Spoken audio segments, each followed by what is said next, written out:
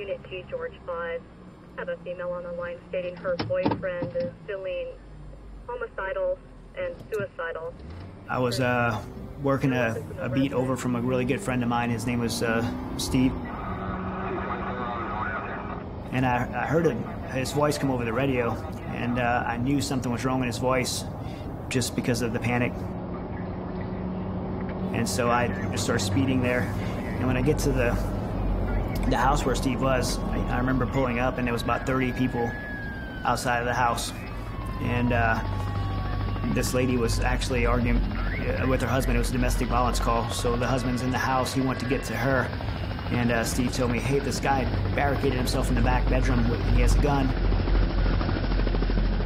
I remember looking across the living room.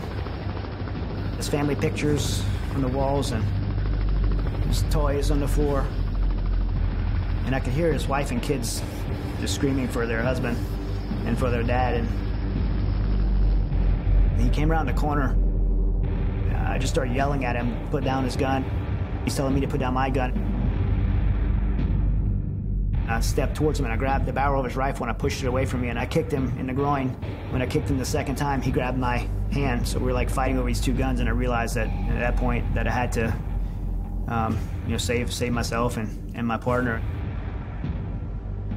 I shot 6 times, pow, pow, pow, pow, and my partner shot over me, and we shot 12 times, and we hit him 11 times, and he turned away from me and fell on his knees, and he looked back at me and he said, just said, "You killed me."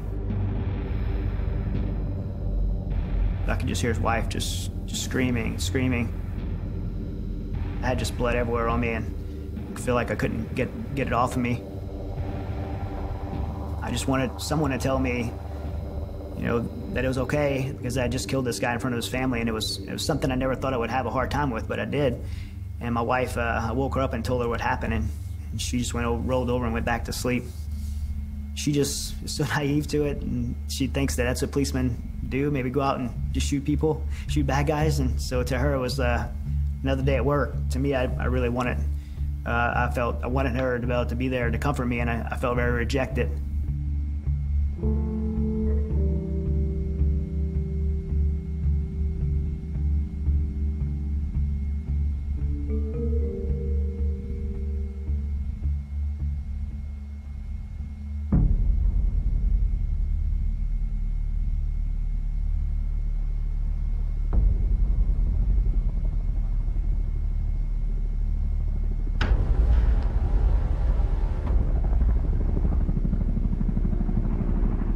When I first went there, it was like the excitement was so much. I was like, I remember getting to Afghanistan in the middle of the night, and it was still dark, and I was like, wow, I can't believe all this training to do this, to be a 4th Recon Marine, to do these things, and I'm here. It's real, like right outside, somewhere in the dark is the bad guy, and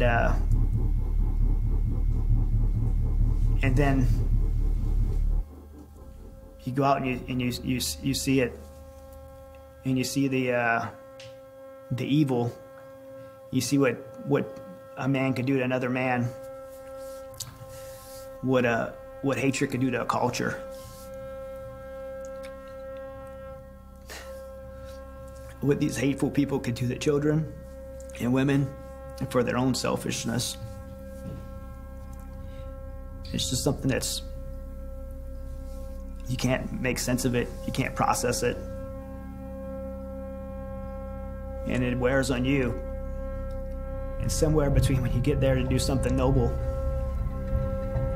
and when you leave, you become that person yourself.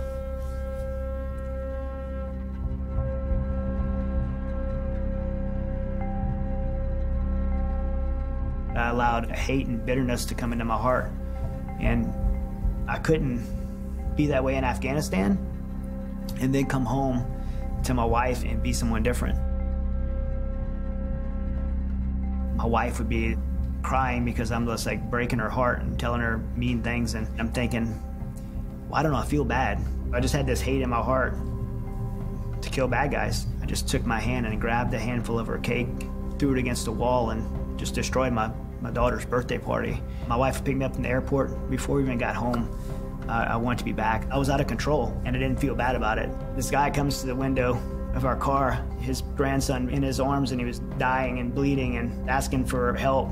It made me angry and bitter towards my wife because I couldn't really tell her what I wanted to tell her about what I was doing. Rolled down the window and gave him probably like a buck or whatever. She would think I was some sort of monster. We sat back about an hour later and we were like, what point did we become this cold? I didn't just isolate myself from them. I literally like built a wall between me and my family to maybe protect them from me.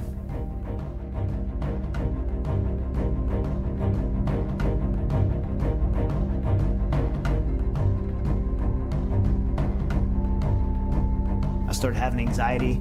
I didn't know what it was at first. I'd feel my arms go numb, and then my face started going numb, and I felt like my throat was swelling shut. I didn't tell anyone when I started to feel this fear because I was scared that someone would think I was weak. I would put myself in a panic attack in fear of the symptoms of a panic attack. I went from being a very angry person to being just weak and just broken. And I didn't know what to do.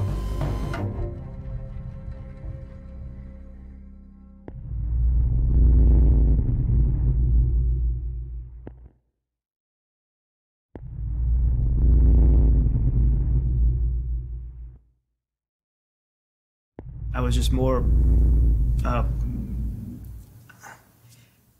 it just really stung my pride because one day I'm like this golden boy in this Joint Special Operations Task Force, and the next day I'm not allowed to play in the game anymore. My wife kept trying to get me to do something physical, so she really encouraged me to do jiu-jitsu. I had done wrestling and jiu-jitsu since I was 5 years old, so I did. I tried it. Something happened when I first got on those wrestling mats for that first time. I couldn't think about Afghanistan. If I was thinking about Afghanistan, you know, my buddy would choke me. So I had to be paying attention, and I felt like I had found the cure. I would spend 10, 12 hours a day on those wrestling mats, and we opened up a martial arts school that had like 1,000 students in it. And I started fighting again professionally, and I was undefeated. I surrounded myself with people that would tell me anything I wanted to hear. I was fighting on Strikeforce on Showtime and Bellator, and no one that would tell me what I needed to hear. Ranked #1 flyweight in the U.S. I had 18 submissions, a lot of women, and temptations. Without that accountability and without ever dealing with the issues that I had from Afghanistan, and just using those wrestling mats as some kind of temporary fix, my wife and I just continued to drift apart. Our marriage was it was dead. See, the loneliest place I've ever been in my life is laid in my own bed with my wife's back turned to me. And eventually it would lead to falling into relationships with other women. I chose to separate from my wife. We sold our home, sat our children down, tried to justify if we were separated that somehow life would be better for them. My children were just devastated when we told them that.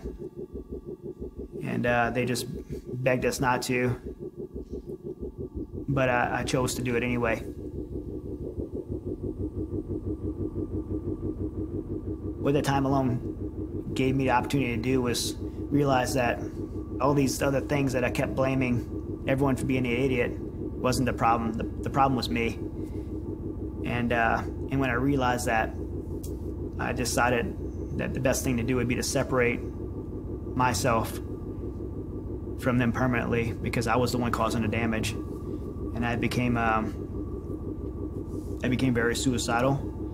I would sit in my closet for a period of about 2 weeks, probably every day, with my pistol. And I'd try to talk myself into taking my life and pulling the trigger.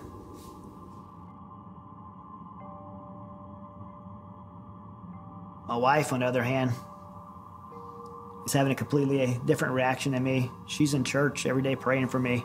She said she didn't know how to pray for me because she was so angry, so she would just pray to God. She'd say, God, let me see Chad the way you see Chad. Help me to forgive Chad. the way you forgive Chad. She asked me how could I have done all these professional things in my life and been successful at. She's like, how could you do all these things and when it comes to your family, you'll quit? And, she was absolutely right. And I decided that I was going to put the same professional work ethic, the same character, same discipline, the same things that I put into my professional life, into my family and the things that matter most. And I literally put a pen to paper and laid out this plan how I was going to do it. And I had to go to my wife and ask her, can you find someone to help me from your church to help me do this? And she introduced me to this man named Steve Toth, who became my mentor. And he looked at my plan that I had on paper and he said, yeah, it's not going to work. You're going to fall right on your face again. And I was like, why? He said, well, you didn't put God in this plan. And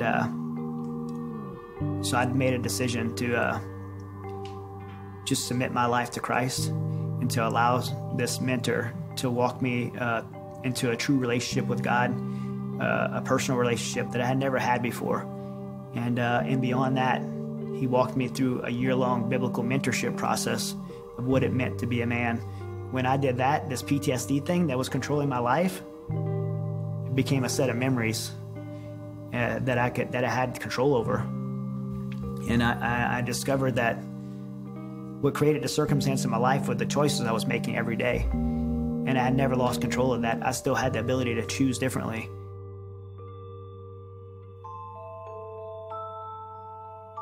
My wife had fought for me when I was weak, and now it's my turn to fight for her.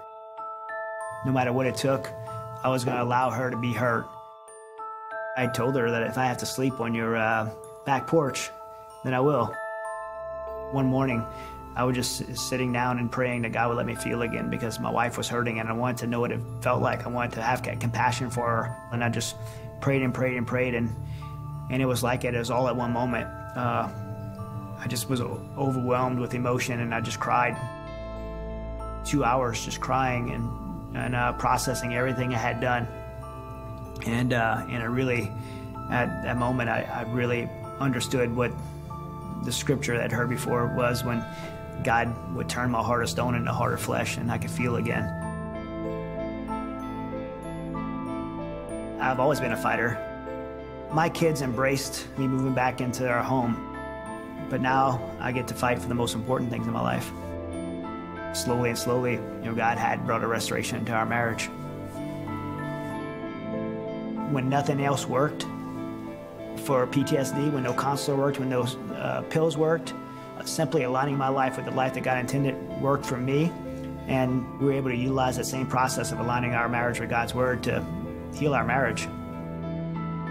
And we wanted to share with, particularly with all other veterans who had PTSD and these 23 veterans a day that were killing themselves and the 80+% divorces that are happening in marriages in the military.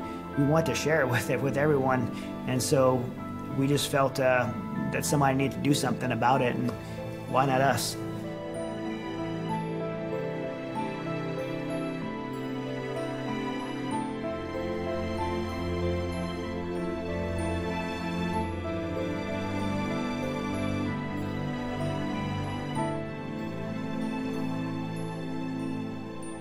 My name is Chad Robichaux, and I am second.